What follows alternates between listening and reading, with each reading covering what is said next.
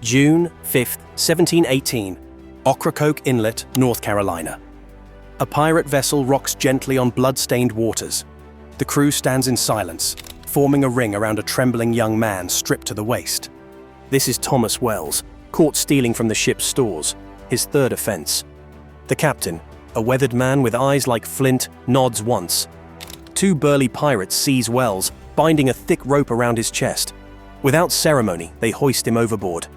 As his body hits the water, Wells gasps. But before he can scream, he's yanked beneath the ship's hull.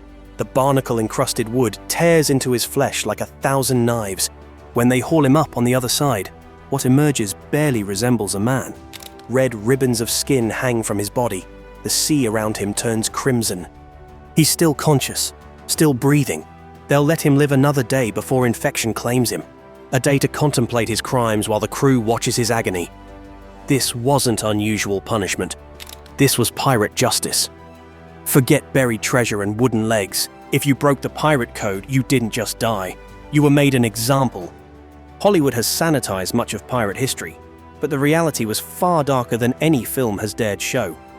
Today, we're diving into the 6 of the most disturbing tortures and darkest corners of maritime history, where mercy was as rare as fresh water in the open ocean. And number 1 is probably the most brutal one you've ever heard of. The Pirate Code and Justice System. Before we get into the punishments, here's what most people get wrong.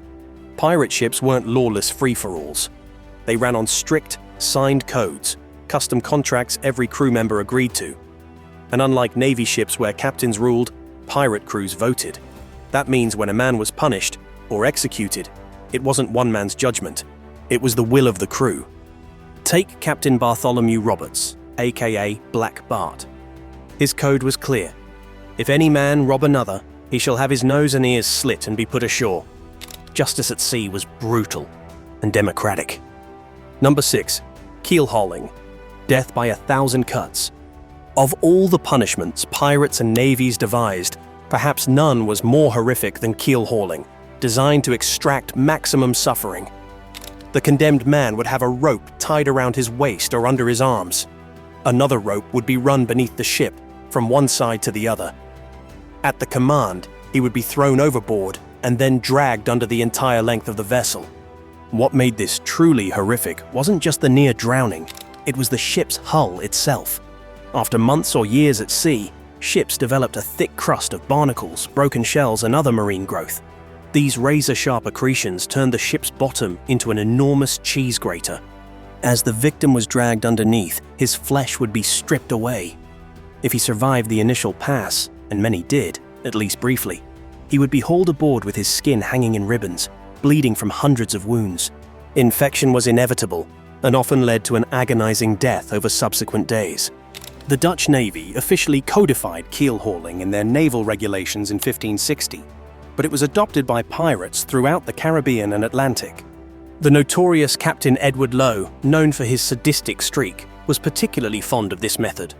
One documented case from 1759 described a Dutch sailor who survived his keelhauling, but with such horrific injuries that the flesh from his shoulders to his hips had been entirely torn away.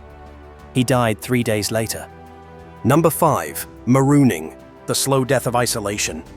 For crimes not worthy of immediate execution, pirates turned to marooning, abandoning the offender on a deserted island or sandbar with little or no provisions. This punishment was particularly cruel because it offered the illusion of mercy. The condemned wasn't killed outright, but given a theoretical chance at survival. In reality, it was simply a slower, more psychological form of execution. The standard practice was to give the marooned man a pistol with a single shot, a small flask of water, and occasionally a bit of food.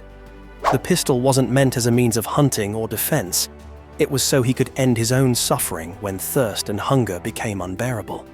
The most famous case of marooning wasn't actually a punishment, but a voluntary abandonment. Alexander Selkirk, a Scottish privateer, demanded to be put ashore on an uninhabited island in 1704 after arguing with his captain about the seaworthiness of their vessel. He survived for 4 years and 5 months before being rescued, later becoming the inspiration for Daniel Defoe's novel Robinson Crusoe. Most weren't so lucky. Marooned men typically died of dehydration within days, especially on the small sandbars that barely rose above the tide line. Those left on larger islands might survive, but would face the psychological torment of complete isolation. Many chose to use their pistol rather than endure the slow deterioration of mind and body. Captain Woodes Rogers, who later became governor of the Bahamas, wrote of finding marooned pirates who had gone mad from isolation, subsisting on raw turtle eggs and brackish water, bearded and burned near black by the sun, more animal than human. Number 4. Walking the plank. Popular culture has made walking the plank the most famous pirate punishment, but historical evidence for this practice is surprisingly thin. It wasn't entirely fictional, just rare. The concept was simple. A wooden board would be extended over the side of the ship, and the condemned would be forced at sword point to walk its length until falling into the sea. The victim had to participate in his own execution, taking each step toward inevitable death. Death came by drowning, often hastened by sharks attracted to ships where food waste was regularly discarded. While fewer documented cases exist compared to other methods, naval records from 1769 describe a merchant vessel recaptured from pirates where the captain reported that 3 of his crew had been forced to walk to their deaths from a plank extended over the bulwark, as the pirates found sport in watching them drown.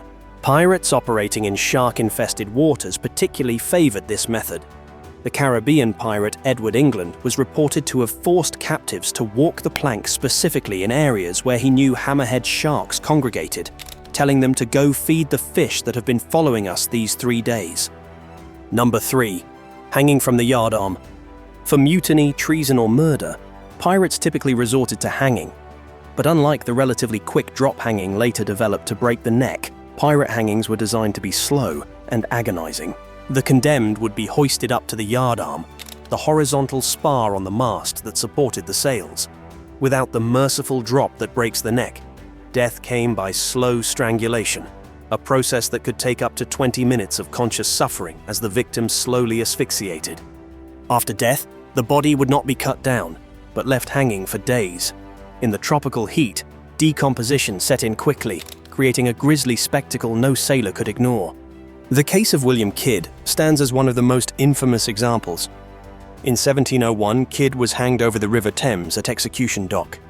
His body was then covered in tar and hung in an iron cage at Tilbury Point on the Thames estuary. It remained there for 3 years as a warning to passing sailors, the flesh rotting away until only a blackened skeleton remained. Captain Bartholomew Roberts established in his ship's articles that any man that shall snap his arms or smoke tobacco in the hold without a cap to his pipe shall be punished with death. Number 2. Firing squad, collective responsibility. For certain offences, particularly those involving respected officers or popular crew members, pirates sometimes opted for execution by firing squad. Unlike other punishments carried out by designated individuals, firing squads involved multiple members of the crew. A circle would be formed around the condemned, with perhaps a dozen men assigned to fire simultaneously. No single person could be identified as the executioner. This approach reinforced the democratic nature of pirate justice. Just as the crew voted on the punishment, they also participated in carrying it out. In 1718, when the pirate Charles Vane was deposed as captain by his own crew, who elected Calico Jack Rackham in his place, the vote wasn't unanimous. To prevent future division, Rackham ordered the most vocal of Vane's supporters to be executed by firing squad, with 1 man from each mess, eating group, required to participate in the execution. Number 1. The cat o' nine tails. For lesser offences, flogging with the infamous cat o' nine tails was the standard response. The cat o' nine tails was a whip made specifically for punishment. It consisted of 9 lengths of cord, each with 3 knots tied near the end. These cords were attached to a wooden handle, creating a weapon capable of tearing through clothing and flesh with each stroke. Unlike naval vessels, which had regulations limiting the number of lashes that could be administered, pirate ships had no restrictions. A typical punishment might be 40 lashes, already enough to leave a man's back in tatters. But for serious offences, crews would vote for hundreds of lashes, essentially sentencing the man to death. What made the cat particularly horrific was that seagoing vessels were notoriously unhygienic, and the open wounds from a flogging would quickly become infected. Without proper medical care, victims would develop fever and sepsis, dying slowly over days or weeks as infection. One particularly infamous case occurred aboard the pirate ship Ranger in 1721. A crewman caught stealing was given 150 lashes. Witnesses described how, by the 50th stroke, his back was raw meat, with white bone visible in places. The man survived the whipping but died 3 days later, burning with fever and raving mad with pain. To truly understand the brutality of pirate justice, we need to examine how these punishments were applied to some of history's most notorious sea rovers. Edward Teach, better known as Blackbeard, met a particularly violent end in 1718. After a fierce battle with Lieutenant Robert Maynard of the Royal Navy, Blackbeard was shot 5 times and stabbed more than 20 before finally falling. Maynard then ordered his men to decapitate the pirate, hanging his head from the bowsprit of Maynard's sloop as proof of the kill. According to witnesses, Blackbeard's headless body was thrown overboard, where it reportedly swam around the vessel several times before sinking, a tale that added to his fearsome legend even in death. Stede Bonnet, known as the Gentleman Pirate due to his previous life as a wealthy landowner, faced public execution in Charleston, South Carolina in 1718. Bonnet's education and social standing earned him no mercy. After his capture, he was hanged at White Point Garden, along with 29 members of his crew. The bodies were left hanging until the tide washed over them 3 times, then buried below the low water mark, denying them proper Christian burial and, by the beliefs of the time, any chance at salvation. Perhaps the most fascinating case involves John Calico Jack Rackham and his crew, which included 2 of history's most famous female pirates, Anne Bonny and Mary Read. After their capture in 1720, Rackham was quickly tried and hanged at Gallows Point in Port Royal, Jamaica.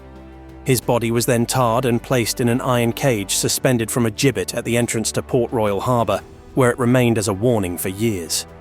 His female crewmates, however, escaped immediate execution by pleading the belly, declaring themselves pregnant. Anne Bonny's last words to Rackham as he went to the gallows were hardly sympathetic. "If you had fought like a man, you need not have been hanged like a dog." Both women eventually disappeared from historical records, their ultimate fates unknown.